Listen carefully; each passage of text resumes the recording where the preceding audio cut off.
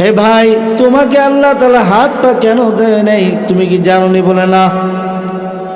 বলে আল্লাহ তাআলা তোমাকে দিয়ে জাহান্নামের একটা ছিদ্র বন্ধ করবে, এই জন্য তোমাকে আল্লাহ দুনিয়াতে প্রেরণ করেছেন।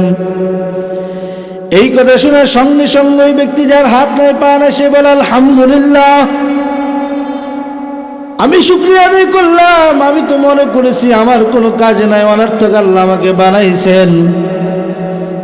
এখন তো বুঝতে পেরেছি না না না, অনর্থক আমাকে বানাই নাই। অন্তত পক্ষে জাহান্নামের ছিদ্র বন্ধের কাজে যদি আমি বান্দা যদি শামিল হতে পারি, এর চাইতে বড় শুকরিয়ার আর কোনো বিষয় হতে পারে না। এই যে শুকরিয়া আদায় করছে বান্দা কুদরতি ভাবে, সাথে সাথে আল্লাহ তাআলা খুশি হইয়া ওই বান্দার হাত পা সঙ্গে সঙ্গে দিয়া দিছে। আল্লাহ রে ডাক রে বান্দা, জোরে আল্লাহ রে ডাক রে বান্দা, আল্লাহ রে ডাক রে বান্দা, আল্লাহ বলে ডাকো, আল্লাহকে ডাক রে বান্দা, আল্লাহ বলে ডাক। যখন তোমার কেউ ছিল না, যখন তোমার কেউ ছিল না, তখন ছিলাম আমি আল্লাহ পাক। আল্লাহকে ডাক রে বান্দা, আল্লাহ রে ডাক রে বান্দা, আল্লাহ বলে ডাক, আল্লাহ রে ডাক রে বান্দা, আল্লাহ বলে ডাক। যখন তুমি ছোট্ট ছিলে মা জননীর বুকে, যখন তুমি ছোট্ট ছিলে মা জননীর কোলে, তরল খাবার পোষাই দিলেন আল্লাহ তোমার মা জননীর বুকে, তোমার মা জননীর বুকে। আবার যখন তোমার কেউ রবে না, আবার যখন তোমার কেউ রবে না, তখন রব আমি আল্লাহ পাক। আল্লাহ রে ডাক রে বান্দা, আল্লাহ রে ডাক রে বান্দা, আল্লাহ বলে ডাক, আল্লাহ রে ডাক রে বান্দা, আল্লাহ বলে ডাক। বলেন আল্লাহু আকবার। কি কষ্ট হয়নি বেশি আপনাদের? এবার দ্বিতীয় জন মহিলার সাথে দেখা, যেই নারী বলেছিল আমাকে এত সম্পদ দেওয়া হয়েছে কেন, আমার সম্পদ কমায় দিতে বলবা। কি বস্তু করেছিল? আমার এত সম্পদ কেন, আমার সম্পদ কমায় দিতে বলবা। সম্পদের কারণে আমি আল্লাহর গোলামি করতে পারি না, ইবাদত বন্দেগী করতে পারি না।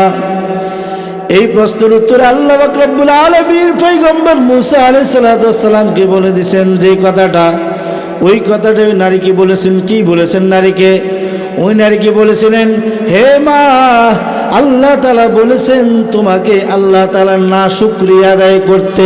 কি আদায় করতে? না শুকরিয়া আদায় করতে বলে দিয়েছেন আল্লাহ তাআলা। এবার এই কথা শোনার সঙ্গে সঙ্গে নারী বলে, মহিলা বলে, কখনোই সম্ভব না, কখনোই হতে পারে না। আমি আল্লাহ তাআলার না শুকরিয়া আদায় করবো, কৃতজ্ঞ হব, কারণ আল্লাহ তাআলা আমাকে এত পরিমাণ ধন সম্পদ দান করেছেন। আমি কখনো আল্লাহ তাআলার না শুকরিয়া আদায় করতে পারবো না, বরং আমি আল্লাহ তাআলার শুকরিয়া আদায় করবো। এই কথা বলে আলহামদুলিল্লাহ জোরে আওয়াজ দিয়ে বলেছেন। এই আলহামদুলিল্লাহ বলার সঙ্গে সঙ্গে কুদরতিভাবে ওই নারীর সম্পদ আরো দ্বিগুণে বেড়ে গেল। বলেন সুবহানাল্লাহ। তৃতীয় নম্বর নারীর সাথে সাক্ষাৎ, বলে তোমার প্রশ্নের জবাব নিয়ে আসছি। বলে কি জবাব? আল্লাহ তাআলা বলেছেন তোমাকে যে জীর্ণ শীর্ণ অবস্থায় আল্লাহ রেখেছেন তোমাকে শুকরিয়া আদায় করার জন্য। কি আদায় করার জন্য? বলেন না, কি আদায় করার জন্য? একজনের ব্যাপারে বলেছেন তোমাকে দিয়ে আল্লাহ তাআলা জাহান্নামের গর্তকে বন্ধ করবেন। আরেকজনের ব্যাপারে বলেছেন তুমি যেন আল্লাহ তাআলার না শুকরিয়া আদায় করো। আরেকজনকে বলেছেন তোমাকে আল্লাহ তাআলা বলেছেন শুকরিয়া আদায় করার জন্য। কাকে বলেছেন? ওই নারীকে, যেই নারীকে আল্লাহ তাআলা একেবারে মিসকিন ফকির কাঙ্গাল বানাইছেন। ঘর নাই, বাড়ি নাই, দুয়ার নাই, সুন্দর জামা কাপড় নাই, কিন্তু আল্লাহ তাআলা তাকে বলেছেন শুকরিয়া আদায় করার জন্য। এই কথা শোনার সঙ্গে সঙ্গে ওই নারী বলে আল্লাহ তাআলা কেমন উত্তর দিয়েছেন, কি কথা বলেছেন, আমার তো কিছুই আল্লাহ তাআলা দান করেন নাই, আমাকে ধন দেয় নাই, দৌলত দেয় নাই, সম্মান দেয় নাই, আমার কোনো সুন্দর গাড়ি নাই, সুন্দর বাড়ি নাই, সুন্দর জামা কাপড় নেই, কিছু বলতে কিছুই নাই, আমি কোন ব্যাপারে শুকরিয়া আদায় করব? এই কথা বলার সঙ্গে সঙ্গে আল্লাহ তাআলা তার যে ঝুপড়ি ঘরটা ছিল, যে একেবারে বেড়া দিয়ে একেবারে ছোট্টখাট্ট একটা ঘর ছিল, বাতাস দিয়ে, প্রবল বাতাস দিয়ে ওই ঘরটা আল্লাহ তাআলা উড়ে নিয়ে গেছে।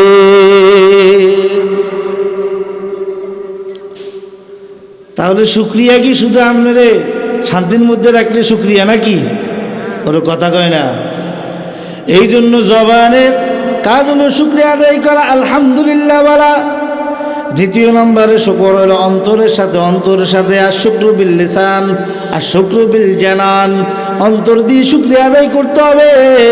অন্তর দিয়ে কি শুকরিয়া আদায় করবেন? আপনাকে আল্লাহ তাআলা যে ধন সম্পদ দান করেছেন, যে সম্মান দান করেছেন, এমনকি আল্লাহ তাআলা যে আপনাকে আল্লাহ তাআলা নিজেকে দান করেছেন। কে দান করছে? আপনাকে কে দান করছে? এই সব নিয়ামতগুলা দিয়ে অন্তরের মধ্যে শুকরিয়া আদায় করা, অন্তরে শুকরিয়া আদায় করা, অন্তরে খুশি প্রকাশ করা। আল্লাহ তাআলা আমাকে এই নিয়ামত দিয়েছেন, গনে এইগুলার ব্যাপারে শুকরিয়া আদায় করার নাম হলো অন্তরের শুকরিয়া। এটা আত্মার শুকরিয়া একটা আছে, কথা কয় না, যেটা জবান দিয়ে প্রকাশ করা যায় না, অন্তরে অনুভব করা যায়, অন্তর দিয়ে প্রকাশ করা যায়। ঠিক না ঠিক জোরে বলেন। এটা হলো 2 নম্বরের শুকরিয়া। 3 নম্বরের শুকরিয়া শুকরু বিল আমাল, আমল দিয়ে শুকরিয়া আদায় করা। যারা বসে বসে মাহফিলের ব্যাপারে আলহামদুলিল্লাহ বলতেছেন, আমাদের এলাকায় একটা মাহফিল হইতেছে আলহামদুলিল্লাহ, অমুক হুজুর বয়ান করতেছে মাশাআল্লাহ আলহামদুলিল্লাহ, এটা আপনার জবান দ্বারা শুকরিয়া আদায় হলো, অন্তর দ্বারা শুকরিয়া আদায় হলো। কিন্তু আর শুকরু বিল আমাল, আপনার কাজ ছিল হেঁটে হেঁটে হেঁটে হেঁটে এই মাহফিলে আসা, এই প্যান্ডেলের ভিতরে এসে উপস্থিত হওয়া। আপনার শুকরু বিল আমাল করলেন না, মানে অকৃতজ্ঞ হলেন। আপনি শুকরিয়া আদায় করলেন না, মানে আপনি অকৃতজ্ঞ হলেন। লাইন শাকারতুম লাযিদান্নাকুম ওয়া লাইন কাফারতুম ইন্না আযাবি লাশাদীদ। আল্লাহ তাআলা সূরা ইব্রাহিমের 7 নম্বর আয়াতে বলেন, যারা শুকরিয়া আদায় করবে আমি আল্লাহ তাদেরকে নিয়ামত বৃদ্ধি করে দিব। আর যারা না শুকরিয়া করবে, এই কথা বলে নাই, ওয়ালা ইল্লাম ইয়াশকুর বলে নাই, লাইন শাকারতুম ওয়ালা ইল্লাম ইয়াশকুর এটা বলে নাই, বলছে ওয়ালা ইন কাফারতুম। শুকরের বিপরীত শব্দ হলো কুফুরি। যারা শুকরের বিপরীতে কুফরি করবে, আল্লাহ তাআলা বলে আমার আযাবটা হলো ভয়ঙ্কর আযাব, ভয়ঙ্কর এক আযাব।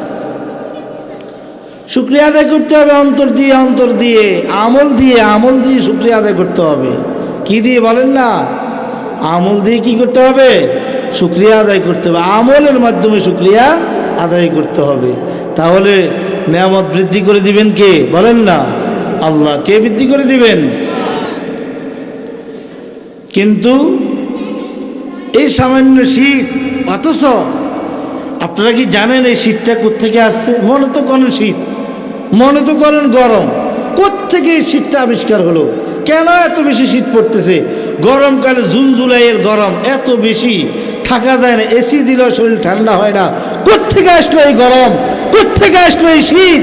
আপনারা তো তাহকিক করেন না, বিশ্লেষণ করেন না, জানেন না, চিন্তা করেন না, গবেষণা করেন না, ফিকির করেন না। অথচ জাহান্নাম আল্লাহ তাআলার কাছে শিকায়ত করছে, আল্লাহ আমার এক অঙ্গ আর এক অঙ্গকে খেয়ে ফেলতেছে, আগুনের তীব্রতা এত বেশি, আমার এক অঙ্গ আর এক অঙ্গকে খেয়ে ফেলতেছে। আপনি আমাকে শ্বাস প্রশ্বাস দেওয়ার জন্য একটু সুযোগ দেন, শ্বাস ফেলার সুযোগ দেন। আল্লাহ তাআলা ডাক দিয়ে জাহান্নামকে বলে, জাহান্নাম তাহলে শোন, বছরে তুই 2 বার, একবার শ্বাস নিবি আর একবার শ্বাস ফেলবি। তো শীতকালে জাহান্নাম শ্বাস নেয় আর গরমকালে শ্বাস ফেলে। এই জন্য গরমকালে এত বেশি গরম আর শীতকালে এত বেশি শীত। বলেন না সুবহানাল্লাহ। কয়বার? বছরে কয়বার? 2 বার। একবার শ্বাস নেয় জাহান্নাম, আবার কি শ্বাস ফেলাই দেয়। যখন শ্বাস ফেলে তখন গরম, গরমে থাকা যায় না, সব কিছু আমরা খুলে ফেলে। ঠিক না ঠিক? আর শীতকালে কত কিছু গায়ে দিই, এরপরে শরীর কি হয় না? গরম হয় না। কেন? এই দোনোটা জাহান্নামের শ্বাস প্রশ্বাস। তো জাহান্নামের শীতের তীব্রতা, জাহান্নামের শীতের প্রভাব যদি এরকম হয়, আর জাহান্নামের তীব্রতা, আগুনের তীব্রতার প্রভাব যদি এমন হয়, জাহান্নামের আগুনের প্রভাবটা কেমন, জাহান্নামটা কেমন বলেন, জাহান্নামটা কেমন? এই জন্য ভাইয়েরা আমার, বেশি রাত করা যাবে না, 8:30 বেজে গেছে। আমি যেই বিষয়ে আলোচনা করব, যে আয়াতটা নিছি, ও আয়াতে আমি এখনো বুঝতে পারিনি, কিন্তু এই কথাগুলা বলার ছিল না। বলছি কি জন্য বলেন না? বলছি কি জন্য? আমার বয়ানে লোক আসার জন্য নয়, বরং আমি বলছি পরবর্তীতে যারা আলোচনা করবে, বাইরের মেহমান আসছে, বিদেশি মেহমান আসছে, ঢাকার মেহমান, ওনার মনটা ছোট হয়ে যাবে না? কথা বলেন, ছোট হবে না?